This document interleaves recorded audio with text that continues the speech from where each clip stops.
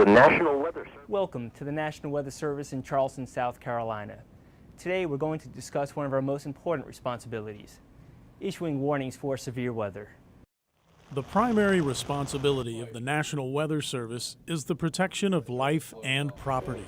This responsibility is accomplished by issuing warnings for impending hazardous weather and includes tornado warnings, severe thunderstorm warnings, special marine warnings, and flash flood warnings.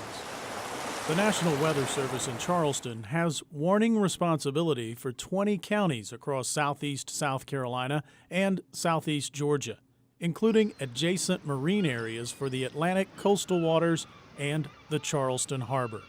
Each year, on average, the Charleston National Weather Service Office issues more than 20 tornado warnings, 200 severe thunderstorm warnings, 10 flash flood warnings, and 140 special marine warnings. We use our network of Doppler radars to help us interrogate storms.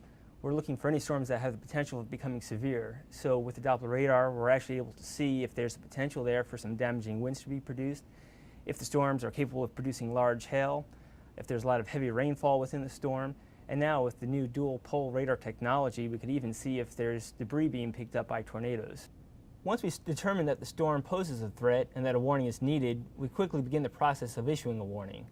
The first thing we do is locate the storm, and then we draw out from there a polygon indicating the path of the storm and locations potentially going to be affected by it as the storm moves through. After that, we need to determine the type of warning that we're going to issue, whether it be a severe thunderstorm warning, a tornado warning, or a flash flood warning. In the warning itself, we then want to describe the basis for the warning. Was the storm just detected on radar, or do we actually have reports from the public, law enforcement, or spotters that damage is actually occurring? After that, we want to describe the threats from the storm. We want to determine the wind speeds that are expected, the potential hail size that the storm could produce, or how much rainfall is going to occur. So to get these reports of severe weather, this is where we rely really heavily on our partnerships with county communication centers, emergency management, the general public, as well as our own network of trained storm spotters. They are our eyes and ears on the ground, so they kind of see exactly what's happening, so they can let us know if severe weather is actually occurring.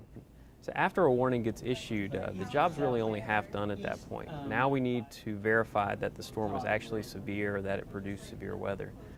For a thunderstorm to be considered severe, it needs to produce a tornado, wind gusts of 58 miles per hour or stronger, or some type of wind damage like blowing down trees or causing damage to structures, that sort of thing, or hail that's 1 inch in diameter or larger.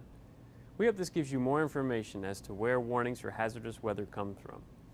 To become a trained weather spotter or to report severe weather, visit our website at weather.gov/chs.